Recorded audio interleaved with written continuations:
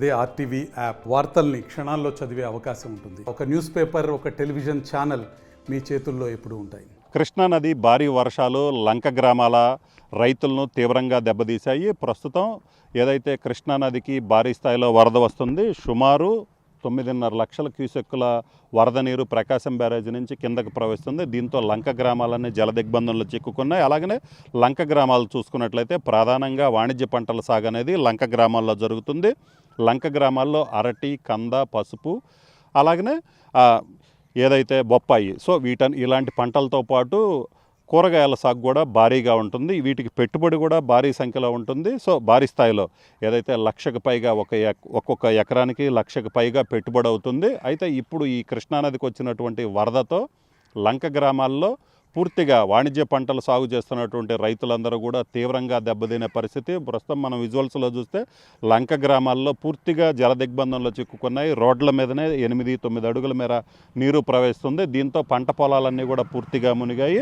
విజువల్స్లో మనం చూసినట్లయితే అరటి తోటలు ఏదైతే ఇప్పుడు మనం విజువల్స్లో చూడొచ్చు, అరటి పూర్తిగా మునిగిపోయింది. అసలు అరటి తోటలు అనేవి ఇప్పుడు అరటి పంట చేతికి వచ్చే పరిస్థితి, గెలలు కూడా వేసినటువంటి పరిస్థితి ఉంది. సో అలాంటి అరటి మొత్తం కూడా పూర్తిగా నీట మునిగిపోయింది.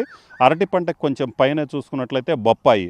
సో ఈ బొప్పాయికి సంబంధించి కూడా ఇప్పుడు బొప్పాయి కూడా పంట చేతికి వస్తుంది అనుకున్న సమయంలో ఒక్కసారిగా కృష్ణానదికి భారీ స్థాయిలో వరద రావటం గతంలో ఎన్నడూ లేని విధంగా 2009లో 11 లక్షల క్యూసెక్కులు, 10.5 నుంచి 11 లక్షల క్యూసెక్కులు వస్తే ఇప్పుడు 11.5 లక్షల క్యూసెక్కులకు పైగా వరద నీరు రావడంతో పూర్తిగా మునిగిపోయినటువంటి పరిస్థితి ఉంది. ప్రధానంగా గుంటూరు, బాపట్ల జిల్లాలకు సంబంధించి తెనాలి నియోజకవర్గంలోని కొల్లిపర, అలాగనే బాపట్ల జిల్లా వేమూరు నియోజకవర్గంలోని కొల్లూరు మండలం, అలాగనే బట్టిప్రోలు, రేపల్లె. సో ఈ 4 మండలాల్లో కృష్ణా తీర గ్రామంలో ఎక్కువగా లంక గ్రామాలు ఉన్నాయి. మొత్తం 25 లంక గ్రామాలు ఉన్నటువంటి పరిస్థితి ఉంది.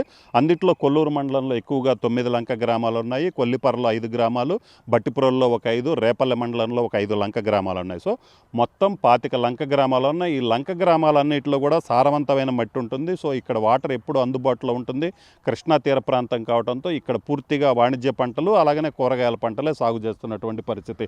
ప్రధానంగా ఈ వాణిజ్య పంటల సాగుకు సంబంధించి ఇక్కడ కౌలు కూడా ఎక్కువగా ఉంటుంది. ఎకరానికి 50,000 నుంచి 70,000 వరకు కౌలు ఉంటుంది. చాలామంది రైతులు ఇక్కడ పొలాలు కౌలుకు తీసుకొని కూడా సాగు చేస్తున్నటువంటి పరిస్థితి ఉంది. అలాగనే ఒక్కొక్క ఎకరా అరటికి ఇప్పటికే 1,00,000కు పైగా పెట్టుబడి పెట్టారు. అలాగనే కంద, పసుపుకు సంబంధించి కూడా, ఎందుకంటే విత్తనాలకు సంబంధించి రేటు ఎక్కువగా ఉంది.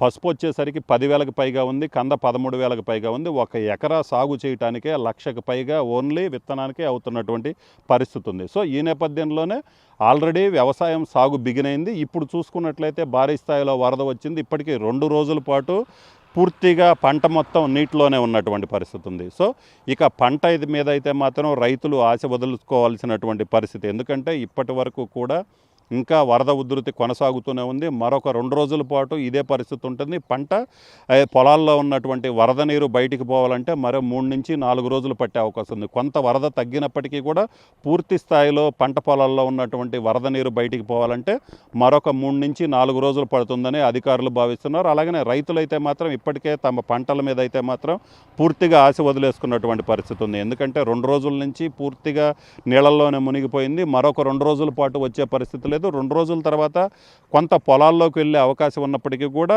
పొలాల్లో ఉన్నటువంటి వరద నీరు పోవటానికి పూర్తి స్థాయిలో మరొక 2 రోజులు పడుద్ది.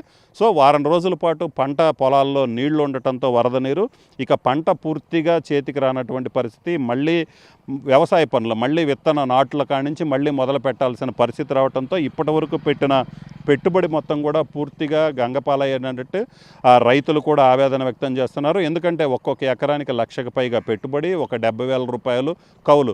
సో ఎకరానికి 1,70,000 ఇప్పుడు రైతులు పెట్టుబడి పెట్టినటువంటి పరిస్థితి ఉంది. సో 70,000 కౌలు ఉన్నప్పటికీ మళ్ళీ మరో పంట వేసుకునే అవకాశం ఉన్నప్పటికీ ఇప్పుడు 1,00,000 రూపాయల పెట్టుబడి అయితే మాత్రం పూర్తిగా తమ చేతికి అందదు.